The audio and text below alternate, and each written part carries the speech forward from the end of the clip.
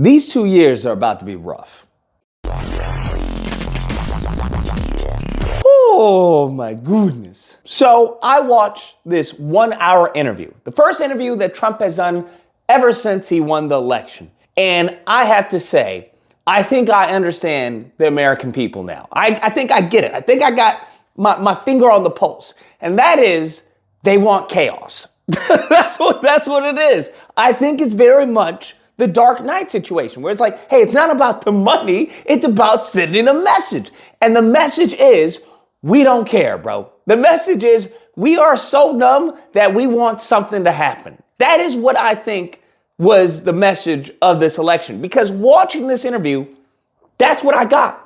I got absolute chaos. You know those people who can BS their way through like freaking life in some cases, where they'll tell you, hey, you're gonna be a millionaire, you're gonna be a billionaire, just trust me on that. And you're like, yeah, let's go, let's do this. So how are we gonna do this? And then they respond, don't worry about that. I'll tell you when you need to know. And they just drag you along, they string you along, they never tell you anything. That reminds me of Trump to a T, because I feel like he just comes up with things off the top of his head. Like, he hasn't thought about this. He's just like, yeah, we have concepts of a plan. We still have concepts, and when we get the final plan, then we'll tell you. It's as simple as that. Yes, we have concepts of a plan that would be better. Still just concepts? Do you have a fully developed plan? Let me explain.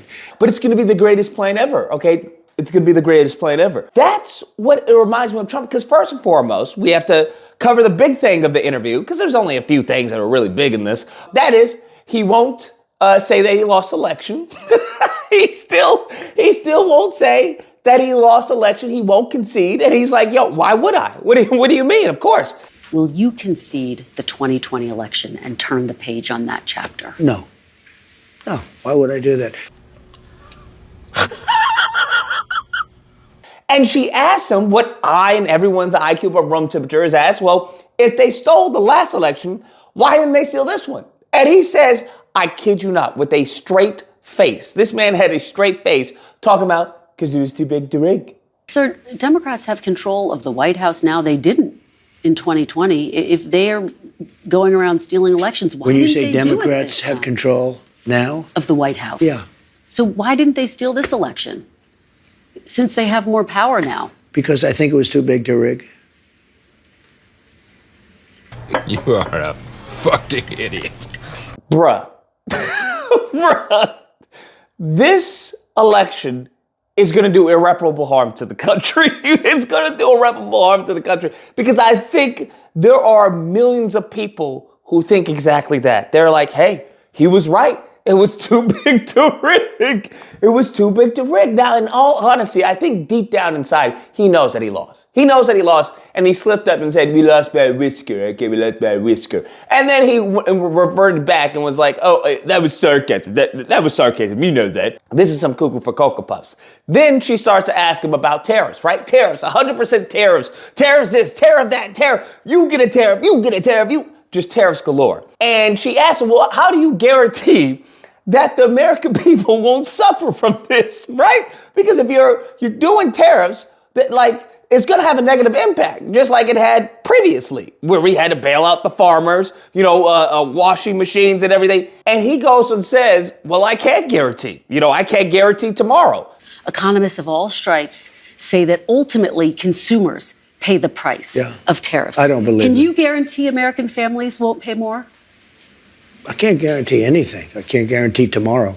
What? And I'm like, do you think that's the same thing? So it's not like, you just push a button and you're like, I wonder what this button does. That's not what tariffs are. And that's what it seems that he thinks they are. He's like, well, I don't know what's going to happen. I'm just going to do tariffs and, see what happens, and we'll adjust accordingly. This is wild. This is like having a child in the White House. That's what it feels like, because some of the answers, it comes off as that. It's like a child in the White House, like, well, I'm going to push that button, see what happens. Let's push the gas and the brake and see what the car does. If I don't like it, I'll stop it. If I do, I'll continue on. And it's just like, okay, I guess so, okay. And then he talks about how when she brings up the washing machines, He says that it benefited I forgot, Whirlpool or whatever, it benefited the company. Put a 50% tariff on the washing machines coming in from China and South Korea. And Whirlpool and the companies that made washing machines, which are based in Ohio, largely based in Ohio, went through the roof. Because apparently China was bringing in dumping washing machines. Washing machines, I don't know. And it was having a negative impact on the company. And then he put the tariffs on, and then all of a sudden the washing machines, went bye-bye. So I'm like, that doesn't sound like that's the free market, right? All these conservatives talking about the free market. Okay, the free market's that's what we need. It's gonna help us. That doesn't sound like the free market at all. It sounds more like protectionism. And I'm like, wait, let me get this straight. You're telling me there was washing machines, I'm assuming at somewhat the same quality, for a lesser price, and you stopped that in order to force Americans to buy the more expensive washing machine? Because why? I mean, what, you're going to say it's an American company? Is that where we're going down? So I have to buy the more expensive thing because that's what you're forcing me to do. How does that benefit the American people? I get that you want to say it's American, but then then it's competitive, right? That's the whole point of capitalism, the whole point of the free market, competition. Okay, your price competes with that price. Now we got a quality issue. Now we got a convenience issue. Okay, what's the warranty on this one as opposed to that one? But if you're just gonna we don't want that one at all. This is the only one. I don't get how that benefits us. That doesn't benefit the American people at all. The only people it benefits are the businesses, are the corporations, which that money doesn't come back to me. So I don't get that logic. It doesn't make any sense. Beta! And she presses him and says, what about the companies that are going to pass on this tax onto the consumer? How do you prevent that from happening? Are you going to make sure that the companies, the corporations don't do that? Are you going to punish them if they pass it on? And he doesn't answer the question. Any tariffs are going to force them to drive up prices for their consumers. How do you make sure that these CEOs, that these companies don't, in fact, pass on the cost of tariffs to their consumers? They cost Americans nothing. Huh? Again, prices did go up on some goods in your first administration, washing machines, tires. Will you punish CEOs? Let me just explain to you. No. What? And I'm like, wait, let me get this straight. You understand that it's going to be passed on to the consumer, but you're like, it's perfect, it's flawless, there's no problems, don't worry about it. I don't see how that's a competent answer.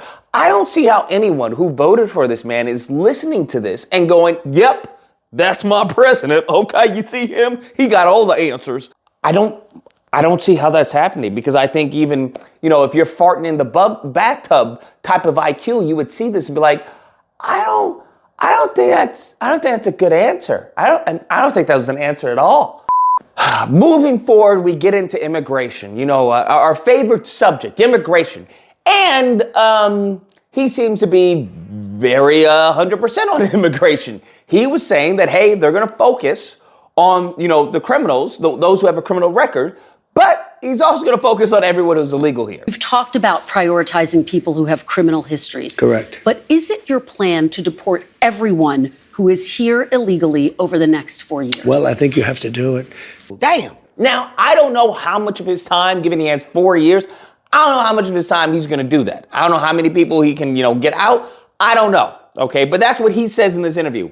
Illegals, those who have a criminal record, but also those who are illegally here, point blank, period. She then presses him to ask about, mixed families. What about those who are legal, but then they have, relatives who are illegal? What about them? He's like, well, they got to go too. I mean, there are two aspects to this. Your border czar, Tom Homan, said they can be deported together. Correct. Is that the plan? Well, that way you keep those. Well, I don't want to be breaking up families. So the only way you don't break up the family is you keep them together, and you have to send them all back. They could go too. And she's trying to act like, what about separating families? And he gives the same answer that Holman gave, which is that we don't have to separate families. They both can go, right? He's like, hey, there may be a time where, she wants to stay and daddy has to go. Maybe, I don't know, that's up to them. Or maybe they both go back to their country, but they got to go. It's as simple as that. So it's no zero tolerance. That's what he's on. It brings up a very interesting conversation, which was the dreamers, right? Those who come over here as children. This is the only country that they know. And it seems that he has a soft spot for the dreamers. So he's going to deport everyone else except the dreamers. The dreamers are good to go. He's trying to work out, I guess, a bipartisan deal with the Democrats to make sure that the dreamers can stay. You want them to be able to stay. That's what you're saying. I do. Okay. I want to be able to work something out. Now, having said that, there was something that I definitely think is a W. Okay, my personal opinion. I think that's a W too when it comes to immigration, but I think it's a W when it comes to birthright citizenship. So that's the concept that, Democrats have completely bastardized. They have completely bastardized birthright citizenship. So the concept of birthright citizenship was having to do with Black Americans who are descendants of slaves. We were brought over here legally, and they were like, all right, well, you're born here, now you can be a citizen. It's as simple as that. Your child is a citizen, you a citizen, have fun. Get the heck out of my face. That's what it was for. It's for us, as far as the freed slaves who are like, what do we do now? What's happening? That's who it was for. Since then, Democrats and, they have this, I guess, the Supreme Court have falsely interpreted this as anyone who was born in the country automatically is granted citizenship. Now, that makes zero sense. That makes absolutely no sense whatsoever. It's borderline functionally retardation, okay? Because all it does is to have people come over here and then have babies. That's really the incentive. There's like, well, my child's illegal. What do you want? You want to separate the family now? Is that what you want to do? So I think what Trump is doing with the zero tolerance and the end of birthright citizenship, it's going to be a very interesting, bumpy ride. That's what's going to happen. But all in all, I think he's going to screw over everyone. That is my assessment. That's what I've deduced by this interview. He's going to screw over everyone. He's going to screw over his base, and his base is too stupid to even be upset about being screwed over. So there's nothing's going to happen there. And he's going to screw over everyone else. That's what it seems like. Him talking about, because she asked him about, what about Biden? You said you were going to prosecute Biden because he's the most corrupt, president in the history of the country. He's like, I'm not going to do that. I'm working on moving forward. Are you going to do that? Are you going to go after Joe Biden? I'm really looking to make our country successful. I'm not looking to go back into the past. I'm looking to make our country successful. And it's like, bro, I like, you say something and then you say you're not gonna do it. And I get it. He constantly brings up, the fact that Biden said he wasn't gonna pardon something, and he's like, well, I don't want to be in that position. I don't want to be in that predicament. But it's like, what are we talking about? Then it's like, you might as well not say anything. If that's the case, just not say anything, because you're letting everyone know that everything that I say may or may not happen. I may change my mind or I may do it. So it's like, I don't know how to have any type of consistency here.